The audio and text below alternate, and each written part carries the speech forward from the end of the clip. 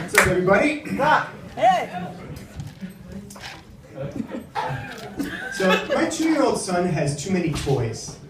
He actually has 2 fully functional, fully loaded plastic kitchens. I don't know why he needs 2.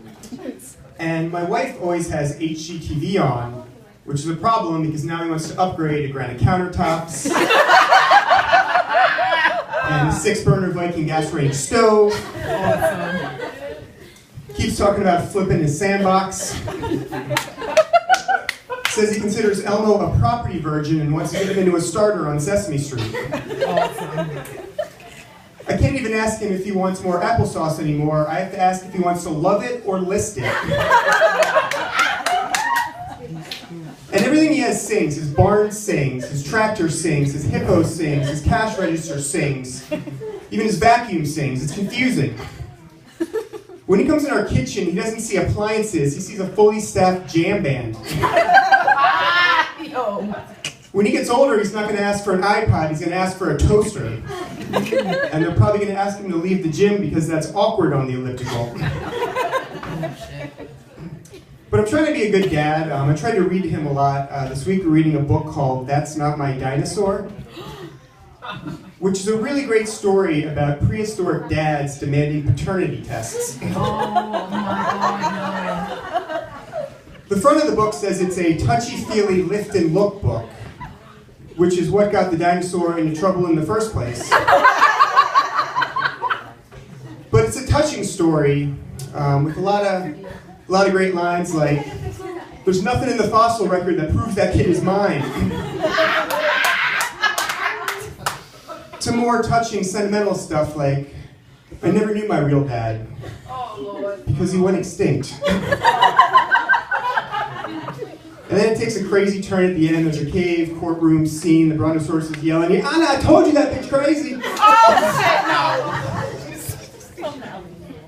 I'm going. But I love being a dad. I'm 35. I can't imagine doing this if I was any younger. I watch that show 16 and Pregnant sometimes, and it just makes me so grateful to all the girls in high school who wouldn't sleep with me. Thank you, seriously. But it takes a while, for it to really sink in, that you're a parent, that you're responsible for this brand new person on earth. I think I knew I'd really become a dad when I was in an adult store, and I came across the anal bead section. And the first thing I could think of is, man, these would be great for teething. Use as directed, intended for ages 0 and up, it should say on the package. Sick. You sick, son? And looking around, they had all these other giant black pacifiers and soothing vibrating devices to help him sleep. And then I saw the stroller and I realized I was actually in Babies R Us. So speaking of Babies R Us, I have a message for their onesie design team, if there is such a thing. He has a onesie with a rhino, a crocodile, an eagle, and a bunny on the front, and they're hugging and laughing and probably listening to a Katy Perry song. And below them it says best friends. Now, there's no fucking way these animals are best friends. They're not even Facebook friends. Thank you.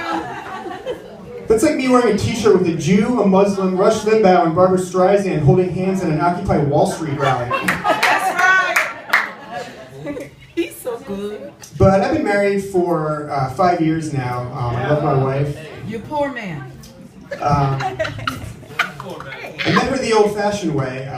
Very romantic, getting drunk and making out in a bar while the Bon Jovi cover band was playing. But you get to really know a lot about a person in 5 years. I can tell how my wife is feeling about me at any given moment by seeing which Lifetime movie she has saved on her DVR. I'll come home sometimes, she seems like she's in a good mood, but then I'll see that Lies and Deception is on there. Yes! And I'll realize I shouldn't have told her she doesn't look fat in that dress. You know I'll be watching on Lifetime. Or it'll be something like Cybersecurity, His Secret Life, starring Kelly Lynch. And I'll realize I haven't done a good job of deleting my internet history again. Dirty man. Sometimes the message is confusing, like Craigslist killer. But there's a lot of movies on there that, a lot of glaring omissions that I haven't seen on there. The Perfect Husband, never been on there. All the good ones are married. Haven't seen it. 7 Days of Sex. Actually, this was on the DVR once, but only the opening credits because it followed Give Up the Dream. You're married. So besides Lifetime, the other force I'm battling with for the heart and mind of my wife is Groupon. Oh, shit. I'm trying to figure out if there are any parental controls with this. This has tricked her into thinking that savings on shit we don't actually need is somehow a deal. You know, she'll come home and she'll be so excited telling me about the new Groupon she got me, and I'll get so excited saying things like, how am I going to use 1,200 mid-air Ashtanga yoga sessions before May? Or do we really need a circumcision Groupon for our next child who hasn't even been conceived yet? Yes, you do. Sorry. So I think that Facebook is really starting to make me question my identity. I've taken so many fucking quizzes on there that I don't even know who I am anymore. That's lame. I want to hit him. I can't. I took the which Disney princess are you test, and it told me I'm Walt from Breaking Bad.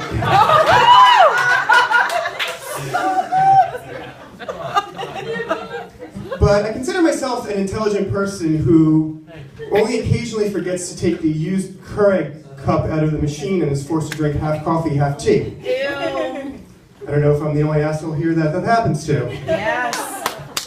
And it doesn't help that salt looks exactly like sugar and is in the exact same bowl right next to each other in my kitchen. No. They actually made a Lifetime movie about this. It's called Breakfast Terror. What the fuck am I drinking? Oh my God! That one is saved permanently on my DVR. My name is Aitchison. You guys.